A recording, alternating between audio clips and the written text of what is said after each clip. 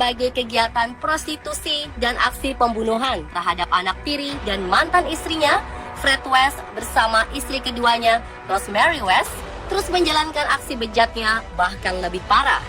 Anak kandung mereka pun menjadi salah satu korbannya.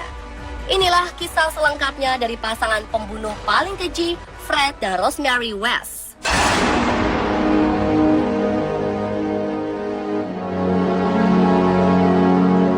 Pada bulan Oktober tahun 1972, Fred dan Rosemary menyewa seorang wanita muda bernama Caroline Rain Owens untuk bekerja sebagai pengasuh bagi anak-anak mereka. Selama bekerja di rumahnya, Fred dan Rosemary kerap menggoda sang pengasuh untuk berhubungan seks dengan mereka, namun Caroline selalu menolaknya. Sampai suatu malam di bulan Desember, setelah kembali gagal merayu, mereka menyekap Caroline semalaman karena berusaha untuk kabur. Saat Fred mengatakan bahwa ia akan membiarkan beberapa temannya memperkosanya lalu membunuhnya, akhirnya pengasuh ini pun pasrah memenuhi keinginannya. Keesokan harinya, Caroline dibebaskan dan langsung melapor pihak berwajib. Namun Fred bisa meyakinkan pengadilan dan hanya dikenai denda 50 pound sterling karena serangan tidak senonoh. Selama 6 tahun berikutnya, mereka menewaskan sedikitnya 8 perempuan muda yang lewat di jalan Cromwell 25. Baik sebagai penumpang atau karyawan. Yang pertama adalah Linda Gok, seorang penjahit yang dikenal Fred secara pribadi. Berikutnya adalah Carol Ann Cooper, yang menghilang saat berjalan pulang dari bioskop. Pada bulan Desember, Lucky Catherine Partington menghilang dari halte bus saat perjalanan pulang setelah Natal. Dia diculik oleh Fred dan Rosemary, disekap selama seminggu hingga tahun baru, kemudian diperkosa dan disiksa hingga dibunuh. Dari tahun 1974 hingga 1979, 5 perempuan lebih, yakni Therese Siegenthaler, Shirley Hubbard, Juanita Marian Mott, Shirley Ann Robinson, dan Alison Chambers mengalami nasib yang sama. Pasangan West ini diketahui telah melakukan pembunuhan lainnya selama bertahun-tahun berikutnya. Dan jasad dari korban lainnya ini diduga dikuburkan di luar area rumah mereka.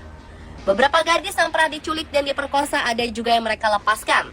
Aksi keji yang dilakukan pasangan ini tetap tertutup selama bertahun-tahun. Fred menghilangkan korban dengan cara mengubur mereka di bawah garasi atau di kebun rumah. Untuk menyamarkan aksinya, ia sering berpura-pura sambil memperbaiki atau merenovasi rumah.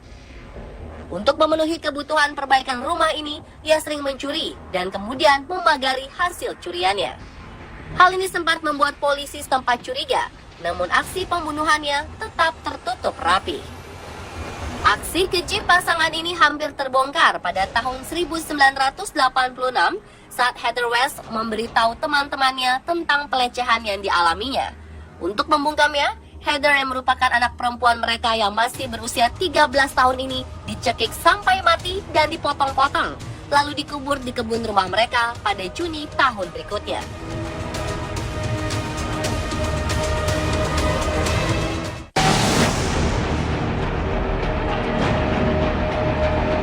Dan pada bulan Mei 1992, ulah bejat pasangan West akhirnya terbongkar. Sang anak memberitahu teman-temannya dan salah satu temannya itu melaporkan Fred West ke pihak kepolisian. Petugas penyelidikan Hazel Savage sebelumnya mengetahui Fred saat masih menjalin hubungan dengan Rena Costello. Saat seorang gadis lain yang pernah diperkosa Fred juga mau melapor ke polisi, akhirnya pihak kepolisian pun mengeluarkan surat perintah penggeledahan. Pada bulan Agustus 1992, polisi menggeledah rumah mereka dan mencari bukti pelecehan anak. Fred pun ditangkap karena pemerkosaan dan sodomi di bawah umur, dan Rosemary ditangkap sebagai kaki tangan. Sementara Fred berada di tahanan, Rosemary menjadi depresi dan bahkan mencoba bunuh diri sekali, tapi diselamatkan oleh salah satu anaknya. Sayangnya, proses pengadilan mereka dihentikan pada 1993 setelah putrinya menyangkal semua yang terjadi, meskipun bukti-bukti kuat dan mengarah kepada kedua orang tuanya. Namun hal ini membuat sang petugas penyidikan Savage menjadi semakin curiga pada masa lalu pasangan West. Hilangnya Heather dan hasil wawancara dari anak-anak West lainnya, terutama saat mereka mengatakan bahwa mereka diancam Fred akan bernasib sama dengan Heather, dikubur di bawah teras jika mereka melawan atau buka mulut pada pihak luar. Savage pun memperoleh surat perintah pencarian lain untuk menggali area rumah keluarga West. Tugasnya menjadi lebih sederhana saat Fred yang berada dalam tahanan mengaku telah membunuh Heather. Tak lama kemudian, tubuh Anna McFall dan Sherman West juga terbongkar. Saat tulang belulang manusia mulai tergali, Fred mengaku ia melakukan semua pembunuhan sendirian untuk melindungi Rosemary. Sementara itu, untuk melindungi dirinya sendiri, Rosemary memutuskan semua kontaknya dengan Fred. Pada bulan Desember 1994, Fred didakwa telah melakukan 12 pembunuhan. Pada hari tahun baru 1995, Fred melakukan gantung diri di selnya di penjara Winson Green.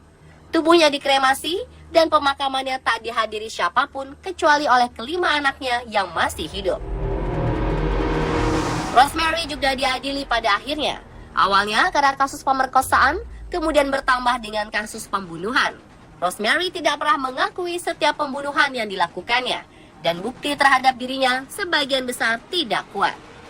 Namun ada seorang saksi penting, yakni Janet Leach, yang merupakan orang tua angkat Fred, yang mengungkapkan bahwa Fred telah mengatakan kepadanya bahwa Rose telah terlibat dalam pembunuhan dan bahkan membunuh Sherman West dan Shirley Robinson sendirian. Pada tanggal 22 November 1995, Rose dinyatakan bersalah atas 10 pembunuhan dan dijatuhi hukuman penjara seumur hidup. Meski tetap mengaku tidak bersalah, pada tahun 2001, Rosemary mengumumkan bahwa dirinya tidak akan mencoba untuk mengajukan banding. Pada tahun 1996, Jalan Cromwell 25 sepenuhnya dihancurkan dan berubah menjadi jalur jalan.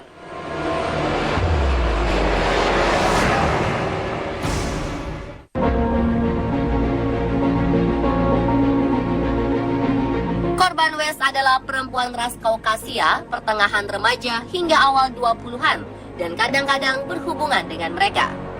Perempuan calon korban mereka bakal diculik lalu disekap beberapa hari di rumah mereka, sebelum akhirnya dimutilasi oleh pasangan pembunuh ini.